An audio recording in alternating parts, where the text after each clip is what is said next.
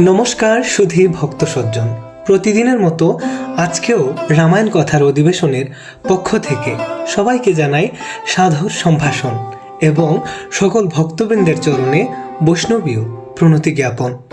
আজ রামায়ণ কথা অধিবেশনের মূল আলোচ্য বিষয় হল পরমেশ্বর ভগবান শ্রীকৃষ্ণের কিভাবে মৃত্যু হয়েছিল।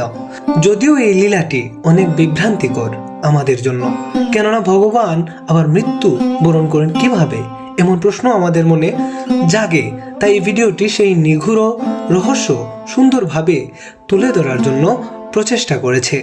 তাই ভিডিওটির সাথেই থাকুন, কেননা এই তথ্যটি এখনো অনেক সনাতন ধর্মাবলম্বীগণই জানেন না। আবারও যেতে হবে আমাদের পরমেশ্বর ভগবান শ্রীরামচন্দ্রের লীলায়। যখন লঙ্কা বিজয় করে ভগবান তথা ভানুর সৈন্যগণ অযোধ্যায় প্রত্যাবর্তন করেছিলেন, তখন প্রভু শ্রীরামচন্দ্র সবাইকে উপহার এবং যার যা মন চায় চাইতে বলেছিলেন, অর্থাৎ বর চাওয়ার জন্য তিনি সবাইকে অনুরোধ করেছিলেন।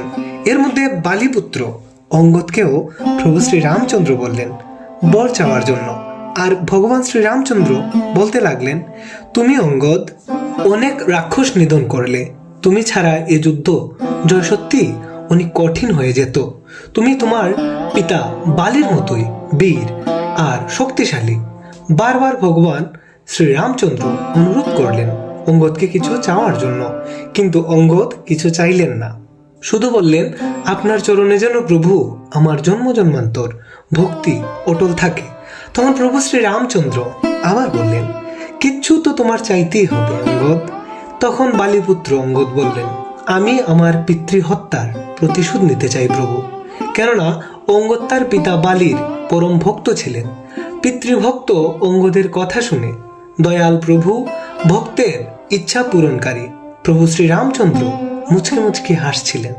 প্রভু শ্রীরামচন্দ্র মুচকে মুচকে হেসে বলতে লাগলেন, তথাস্তু অঙ্গদ, আমি তোমার এই বর স্বীকার করলাম। কেননা বালিকে প্রভু শ্রীরামচন্দ্রই অন্যায় যুদ্ধে হত্যা করেছিলেন। তখন প্রভু শ্রীরামচন্দ্র বললেন, এই লীলায় কিভাবে আমার অন্তর্দের লীলা বা মৃত্যু লীলা হবে তা আগে থেকে ঠিক হয়ে গেছে অঙ্গদ। তাই আমি যখন কৃষ্ণ লীলায় আসব, তখন কুরুক্ষেত্রের যুদ্ধ শেষে অন্তর্দের লীলা স্বীকার করব। তখন আমি আমার লীলা সাঙ্গকালে তোমার হাতে আমি আমার মৃত্যু সমাপন করব। অর্থাৎ শ্রীকৃষ্ণ লীলায় ভগবান শ্রীকৃষ্ণ যার হাতে অন্তর্দের লীলা স্বীকার করে নিয়েছিলেন, সে আর কেউ নয়, সেই শিকারেই হচ্ছে বালিপুত্র অঙ্গদ। দয়াল শ্রীহরি জনমে জনমে ভক্তদের বাঞ্ছা পূরণের হেতু জন্ম এবং মৃত্যু লীলা বিস্তার করে থাকেন। তাই রামায়ণ তথা ধর্মীয় এমন অজানা প্রসঙ্গগুলো জানতে আমি শুভজ্যোতি দাস আপনাদের সেবায় নিয়োজিত। ভিডিওটি ভালো লাগলে এবং এটি যদি ভক্তিবর্ধনকারী হয়ে থাকে, তাহলে চ্যানেলটিকে সাবস্ক্রাইব করে আমাদের সঙ্গেই থাকুন।